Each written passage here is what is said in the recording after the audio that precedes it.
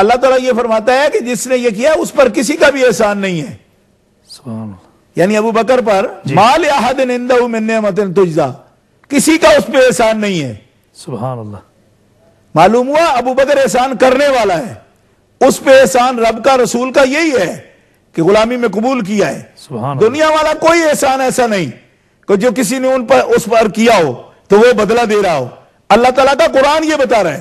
حضرت مولا علی شیر خدا کی تو کفالت کی رسول اللہ صلی اللہ علیہ وسلم نے. سبحان اللہ. 8 سال کی عمر مبارک میں سرکار تو بکریاں چرانے چلے گئے اجرت پر، باقاعدہ دادا جان کے وصال کے موقع پر. سیرت ابن شام اٹھا کے دیکھیں کہ آپ نے اپنی کفالت خود کر لی، ایک دن بھی بوجھ نہیں بنے. لیکن مولا علی شیر خدا کو باقاعدہ اپنی کفالت میں لیا، ان کی تربیت کی، کھانا بھی دیتے تھے، کپڑا بھی دیتے تھے ان کو، ساری ان کی آپ نے نگہداشت بھی فرمائی، ان کو تعلیم بھی دی، تربیت بھی دی. اگرچہ یہ دین کے فرائض میں سے تھا لیکن جو ذاتی فرائض میں بات آتی ہے، کپڑا تک، کھانا تک دینا، وہ بھی دیا. گھر سے بیٹی دی. سبحان اللہ. حالانکہ ادھر دیکھیے تو ابو بکر صدیق نے ساری خدمتیں کی، بار بار گھر بھی لوٹایا تو بیٹی اپنے گھر سے دی. سبحان اللہ.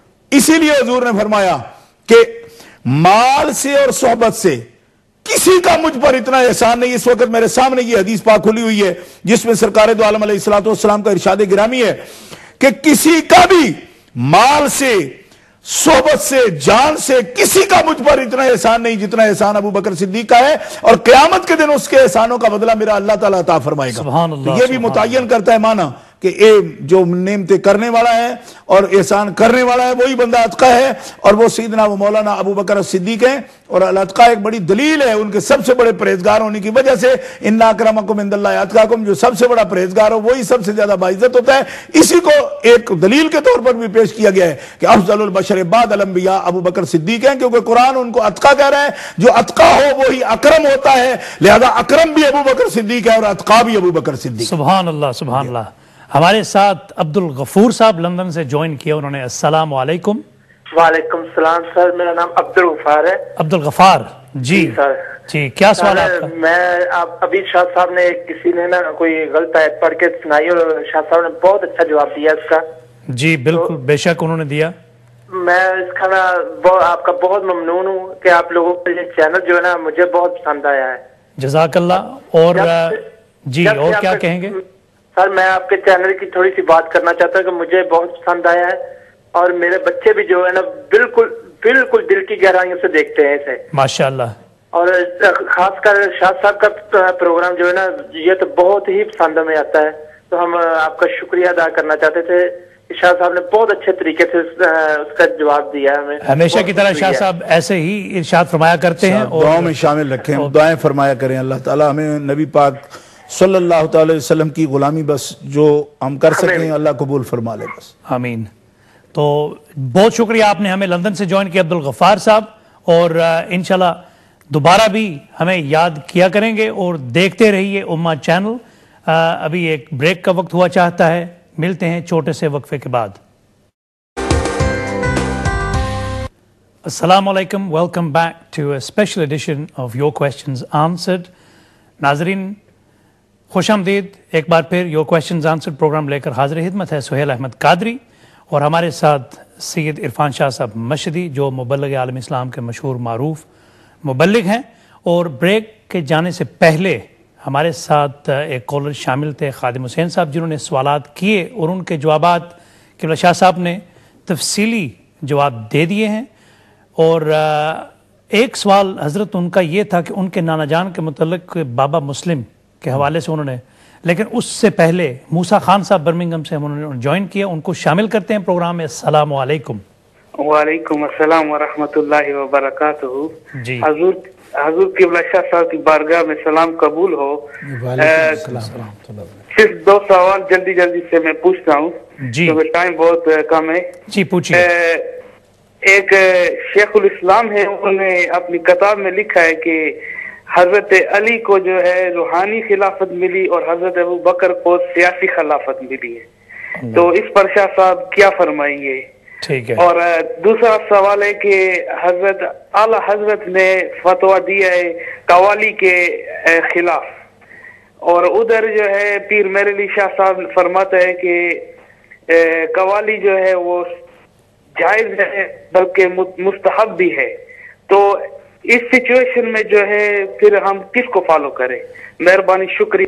ٹھیک ہے، بہت شکریہ، آپ نے ہمیں جوائن کیا. برمنگھم سے موسیٰ خان صاحب انشاءاللہ باری پہ آپ کے سوالات کا جواب ضرور ارشاد فرمائیں گے. قبلہ شاہ صاحب، حضرت وہ کالر نے بتایا کہ بابا مسلم ان کے نانا تھے، اس حوالے سے وہ کچھ گفتگو جو باقی رہتی تھی بریک سے پہلے، اس پہ تھوڑا سا آپ اگر ارشاد فرما دیں. جی اصل میں بات یہ ہے کہ یہ تو خیر ان کا انکشاف ہے، میں تو نہیں جانتا کہ بابا مسلم سے ان کا کوئی تعلق ہے.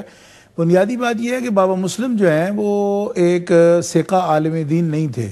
کالج کے پڑھے ہوئے تھے، پرانے دور میں بی اے کیا ہوا تھا انہوں نے، ان کے نام کے ساتھ لکھا ہی بی اے جاتا تھا، مسلم بی اے کہتے تھے ان کو. ٹھیک ہے. اور وہ مسلم مسجد لوہاری گیٹ میں ابھی موجود ہے لاہور میں، وہاں کے خطیب تھے، صاحب طرز تھے، اچھا بولتے تھے، ادب عالی سے واقف تھے.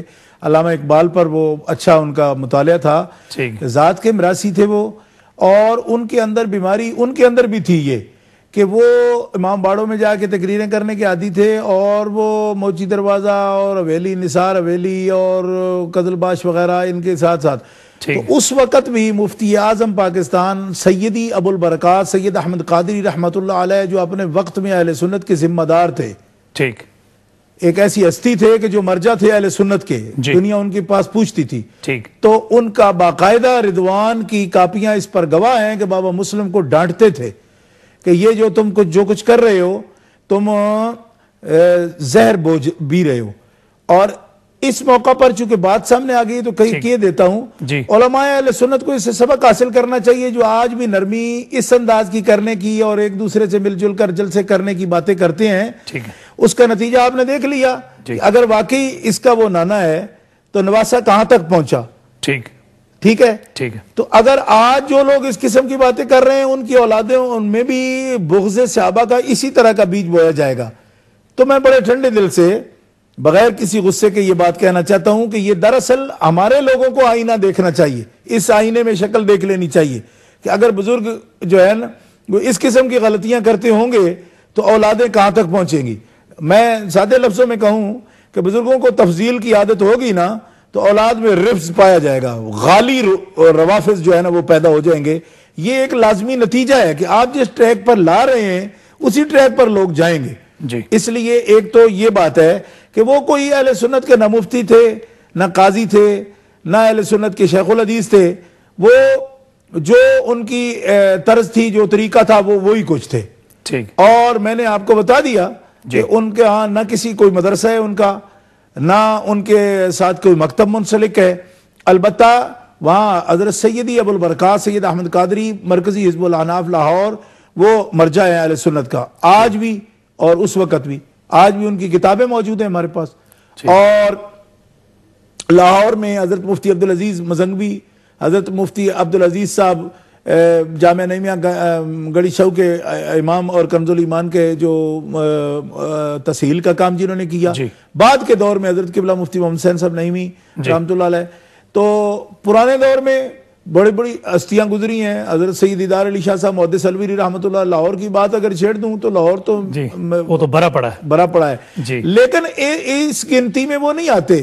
وہ وایا کالج تو بی اے اور علامہ اقبال کے شعر اور اس طرح تو ایک تجربہ، وہ مطلب ہے فقہ، بصیرت، تفسیر، حدیث، اس بارے میں وہ نہیں تھا. اور وہ ان کی جو غلطی تھی وہ میں ابھی آپ کے سامنے بتا رہا ہوں کہ اس وقت بھی نثار حویلی کے جلسے اور کربلا گامے شاہ اور موچی دروازہ، خواجگان ناروواڑی، یہ سب اٹینڈ کرنے والا وہ بندہ تھا. اور جب ایسا ہوگا، پہلی اینٹ اس طرح کی ہوگی تو آگے یہ دیوار تو کھڑی ہوگی. پھر اس بارے میں میں اس پر تبصرہ اور نہ کرتا، صرف علماء اہل سنت کے نام میں یہ پیغام جاری کرنا چاہتا ہوں کہ جو آج بھی کہتے ہیں کہ ایسا ہو جائے تو ویسا ہو جائے تو پھر ایسا ہو جائے تو ایسا بھی ہو جاتا ہے. تو اس سے پرہیز کرنا بڑا ضروری ہے. اور دوسری بات، مروج صاحب کا ان کو بڑی تکلیف ہے کہ میں نے اس وقت یہ کہا تھا، کہتے ہیں اس سے متن نہیں بدلتا. متن یہ نظم قرآن کا نہیں ہے، نہ حدیث پاک کا ہے. مسعودی تو غیر ثقہ اور غیر ثقہ سے لکھنے والا. مسعودی کے لیے اتنا تڑپنے کی آپ کو ضرورت نہیں ہے. اس کی وجہ یہ ہے کہ مسعودی نہ تو حدیث کی کتاب ہے اس کی، نہ قرآن کی کتاب ہے، نہ تفسیر کی کتاب ہے. تو اخباری لوگ ہیں اور غیر ثقہ سے لکھتا ہے، اور جس پر آپ مذمت کی تھی اس وقت آپ نے، وہ حضرت مولا پاک کی پھوپھی ہیں اور حضرت نبی پاک علیہ السلام کی پھوپھی زبیر کی ماں پر آپ نے کیا تھا، وہ تو حضرت عبد المطلب کی بیٹی ہیں۔ اور اگر اس قسم کے حوالے تکلیف دیتے ہوں آپ کو تو ابو جعفر طوسی کا حوالہ ہے میرے پاس، حضرت عبد المطلب کے بارے میں بھی، حضرت عباس کے بارے میں بھی، یعنی نبی حضرت علی پاک اور نبی پاک کے دادا کے بارے میں۔ تو آپ پھر کہہ سکتا ہوں، کیونکہ میرے کچھ بزرگ کہا کرتے ہیں مجھے بھئی کچھ باتیں جو ہے نا وہ آن ایئر نہ کہو، تو اگر خادم صاحب کو زیادہ شوق ہو اس بات کا تو میں حضرت عبد المطلب کے بارے میں حوالہ ان کو دوں گا کہ ابو جعفر طوسی نے کیا گند گھوڑا ہوا ہے، تو اس کا حوالہ البتہ ضرور غور کے قابل ہے۔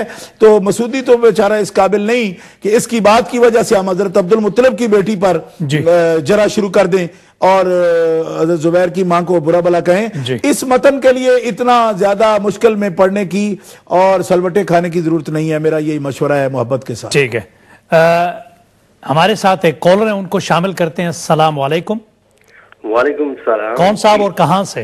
جی میں محمد طیب بات کر رہا ہوں۔ جی محمد طیب صاحب پریسٹن سے ہمیں جوائن کرتے ہیں، خوش آمدید ہمارے پروگرام میں، کیا کہیے گا؟ جی شاہ صاحب کے جو ہے وہ